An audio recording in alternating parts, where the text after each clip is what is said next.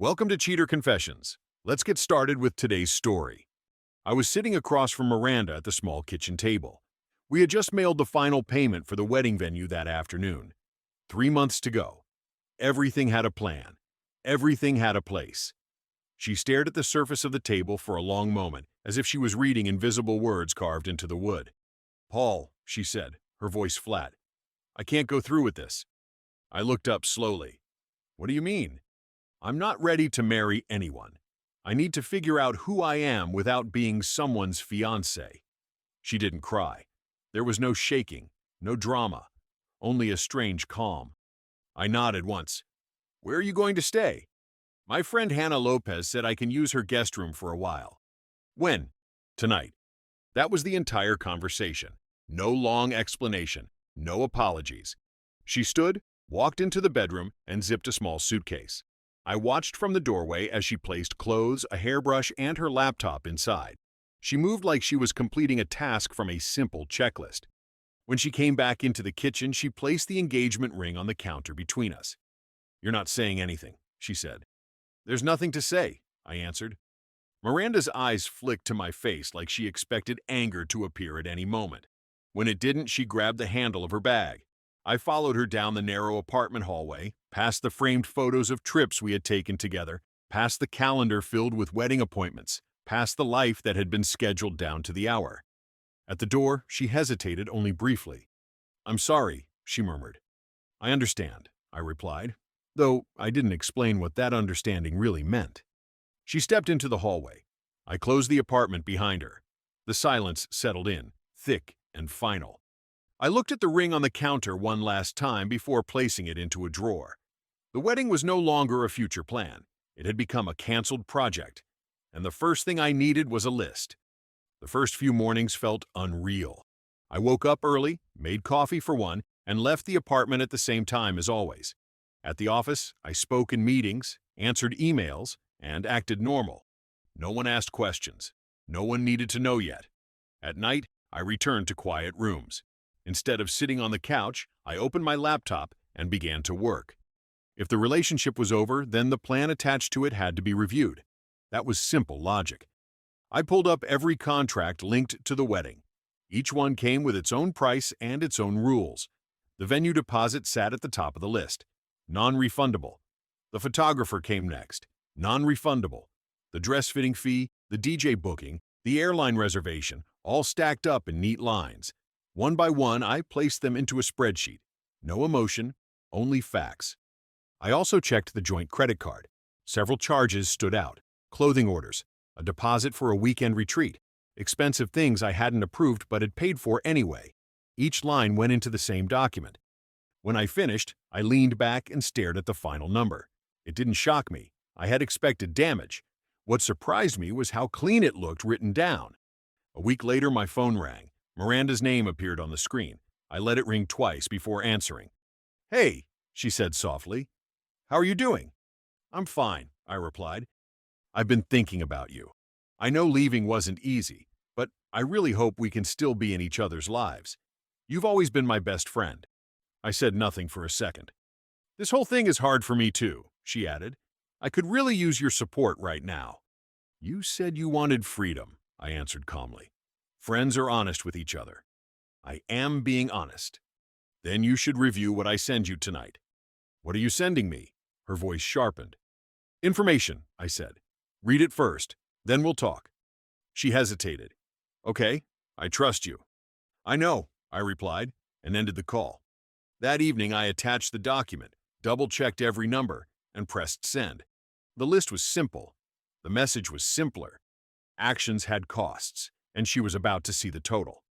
I built the file in silence, line by line, nothing extra, no emotion attached to any number. Each item was clear, each line supported by a receipt or contract. I named the document Cost of Canceled Engagement. It contained the venue deposit, the photographer's booking fee, the dress measurement charge, the DJ reservation, and the travel hold for the weekend trip she had chosen. Every figure was exact, nothing exaggerated, nothing added for effect. At the bottom, I placed the total, $19,400. Under it, I wrote a single sentence. Your half, $9,700. Then I printed a copy, placed it into a plain envelope, and scheduled a same-day courier to Hannah's address. I also attached the digital version to an email and sent it to Miranda's account. Less than an hour later, my phone rang. "You have lost your mind," she snapped the moment I answered. "You actually sent me a bill." "It isn't a bill," I replied. "It's a summary of shared obligations." "You think I'm paying you for breaking off an engagement?" Her voice sounded sharp, brittle. "You didn't just break it off," I said. "You walked away from decisions you helped make. Those decisions came with costs." "You're trying to scare me," she said. "I'm being clear." She laughed once, hard, unnatural.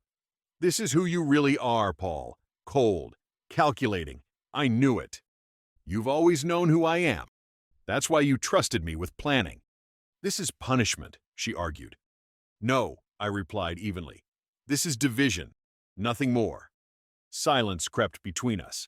I could almost hear her scanning the numbers in her mind, realizing there was no emotional language to fight against. Only proof. "I'm not paying this," she said finally. "You can't make me." "You're right," I answered. "I can't force anything, but I can close my part of it and let the rest fall where it should." "Friends don't do this to each other," she whispered. "Friends don't leave the other person to carry everything," I said. She hung up without another word. I looked at the spreadsheet once more, then closed the laptop. The message had been sent. Now I waited to see which version of Miranda would answer next, the one who ran or the one who accepted reality. By the following morning, Miranda had reshaped the story. A long post appeared on her social media page, layered with filtered images and vague captions about choosing peace, escaping control, and finally breathing again. My name appeared nowhere, yet anyone who knew us understood exactly who the villain was meant to be. Messages started arriving. Some were subtle, some were blunt. "What did you do to her? Are you really demanding money from her? She seems destroyed, Paul." I replied to none of them. I did not argue online. I did not explain myself in public comments. Instead, I selected two names, Daniel Carter and Leah Monroe, the only people I trusted without question. I sent them an email with 3 attachments: the document, the receipts, and screenshots from earlier conversations where Miranda had demanded the upgrades she now pretended never existed. Less than an hour later, Daniel called. "She made this sound completely different," he said. "I had no idea those costs were already locked in. This isn't about control. This is about reality." Leah sent a short message. "You're not the villain here." That was enough. Later that day, my phone rang again. It was Hannah Lopez, the friend who had offered Miranda a place to stay. "You should be ashamed," she snapped the moment I answered. "Miranda is devastated. She can barely eat. And now you're demanding money from her?" "I am asking her to take responsibility for commitments she helped create," I said calmly. "She needed support, not pressure. She created the pressure the moment she left with half the plan unfinished. She says you're trying to scare her into coming back." "She knows better than that," I replied. "Ask her where the rest of the money from our joint account went. Then call me." The line went quiet for a long moment. "I didn't know there was more money," Hannah said quietly. "Exactly," I answered. The call ended without another accusation. Over the next 2 days, the tone online shifted. Some of the comments under Miranda's post disappeared. A few mutual friends stopped sharing her quotes. Messages stopped coming to me entirely. Truth didn't need noise. It only needed time.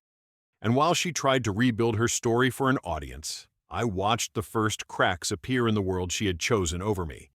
3 weeks passed without a single word from Miranda. No apology arrived, no payment transferred, only quiet. I treated it as progress. One late Friday, after a long day at work, I joined a few colleagues for a drink at a bar near the office. Halfway through my first glass, a man I recognized from another department approached. His name was Michael Reynolds. We had exchanged polite greetings before, but nothing more. "Paul, can I talk to you for a minute?" he asked, glancing around first. I nodded and followed him outside. "I need to say something that's going to sound strange," he began. "I've been seeing Miranda." I waited without reacting. "She told me she had already left you. She said you two were barely speaking, that she was only staying because of pressure and guilt." He paused. "We met at a fitness studio about 3 months ago. That meant she had met him before the night she walked away. "What changed?" I asked. "She mentioned your invoice. At first I thought it was proof you were out of control. Then a friend of mine spoke to Daniel and heard the other side. The documents, the debts, the timeline." He shook his head. "It didn't match what she told me." "So you came to check the facts," I said. "Yes, I did some digging. I realized I was part of a lie. Last night, I ended it with her." He exhaled slowly. "I just felt you should know the truth. You didn't deserve that version she was spreading." I looked at him for a long moment, then extended my hand. "Thank you for being direct." He nodded once. "I'm sorry it happened this way." "So am I," I replied. Inside the bar, no one noticed anything had shifted. I returned to my seat, unchanged on the surface, but every vague piece of the puzzle finally locked into place. She hadn't left for clarity. She hadn't left to find herself. She had stepped out with another plan already waiting. The engagement had ended long before she placed the ring on the counter. She had just forgotten to tell me until she had secured her exit. Now that exit had collapsed, and the world she tried to build away from me had already started breaking around her. The calls began before I ever heard from her again. Voicemail alerts, short messages left by companies she had ignored. The unpaid dress account transferred to collections first. After that came the event planner, then the travel agency. Every contract she had insisted on now had her name attached to an unpaid balance. Each one belonged to a choice she had made. One evening, a knock echoed against my door. I checked the hallway camera and saw Miranda standing there. Her hair wasn't styled. Her eyes were red. The confident version from those filtered posts had vanished. I opened the door but didn't step aside. "They're destroying my credit," she said. "I can't even get approved for a studio apartment. No one will rent to me. Please, Paul, help me." "I am helping you," I replied quietly. "By letting them chase me?" she cried. "That's cruel." "No, by letting you face what you created." "I was scared," she said. "I didn't know how to tell you about Michael." "You didn't tell me," I answered. "You replaced me." Her shoulders slumped. "I thought he was the next part of my life." "And?" "He walked away when he learned the truth." Silence returned. "I'll pay you back," she pleaded. "Just fix it for now." "You wanted independence," I said. "This is what independence means." Her parents stepped in once the reality became impossible to avoid. Her father called with anger that faded into guilt. Her mother said nothing, only sighed through the phone like someone mourning a stranger. They paid part of the debt themselves to stop the calls, but they made it clear it wasn't a gift. It was repair for embarrassment they never expected to feel. She lost more than money during those weeks. Friends avoided her. Even Hannah grew distant once the full story came out. Lies are loud at first, but truth stays longer. And for the first time, I knew she understood what finding herself truly meant. 8 months passed. The world did not stop after she left. It adjusted. I moved to a smaller apartment closer to my office. No shared closets, no wedding magazines stacked on counters. Only space, silence, and order. The leftovers of that failed engagement were handled one by one. Accounts closed, contracts ended, credit repaired. Each step was simple. My days settled into a steady rhythm. Work improved. I stopped thinking about what had been stolen from me and started building what was mine alone. Daniel introduced me to people who didn't know the story. New faces meant no old questions. I started meeting someone new. Her name was Claire Marshall. She was focused, grounded, and asked direct questions. I respected that. One evening we met at a small downtown restaurant. Nothing expensive, nothing dramatic. Just quiet conversation and real laughter. Halfway through dinner, I noticed a familiar silhouette across the room. Miranda sat at a corner table, no company, no phone in hand. Her shoulders curved inward, posture folded like a person trying to disappear. She saw me. The recognition was immediate. Shock passed through her face, followed by a slow, sinking awareness. "Do you know her?" Claire asked calmly. "I used to," I said. Miranda watched as I smiled. The man she believed would stay frozen in her orbit had kept moving. I was not bitter. I was not chasing justice. I had already finished with that chapter. When Claire and I stood to leave, we had to pass her table. I didn't hesitate. I didn't change direction. I stopped for one quiet moment. "I hope you found what you were looking for, Miranda," I said. Her lips parted, but no reply came. I gave a polite nod. nothing more, and walked out. Outside, Claire slid her hand into mine. Warm, real, present. Miranda had walked away to find herself. I had stayed and found something better. A year after the night Miranda walked out, I received my last indirect update about her. Daniel mentioned seeing her name on a small fundraiser flyer taped to a coffee shop window.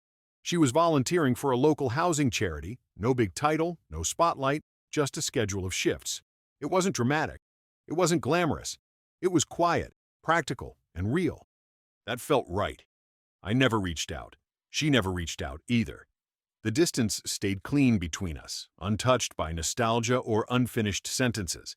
That silence wasn't emptiness. It was closure.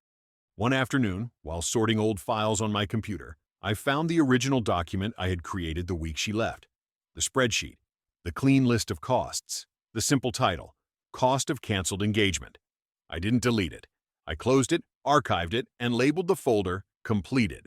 Not out of anger, not for revenge, just for accuracy. Life didn't transform into a fantasy.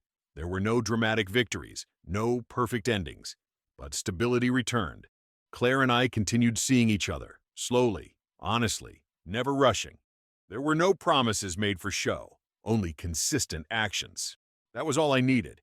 Sometimes in quiet moments, I thought back to that sentence Miranda had spoken so calmly at the kitchen table. I need to find myself. At the time, it sounded poetic, brave even. Now I understood it differently. Finding yourself isn't an escape route. It is a confrontation with truth, with consequences, with choices that follow you no matter where you go. She had wanted a new beginning without a cost. I had given her the real invoice. And in the end, the price wasn't just money. It was comfort, trust, reputation, time. The strange part is that I never felt like the winner. I felt like a survivor who refused to lie to himself. While she searched for an identity somewhere else, I remained where I was, faced what happened, and adjusted. That was the difference. She left to discover something new. I stayed and discovered everything I already had. And that, in the quiet truth of it, became the real ending to our story. Thank you for watching.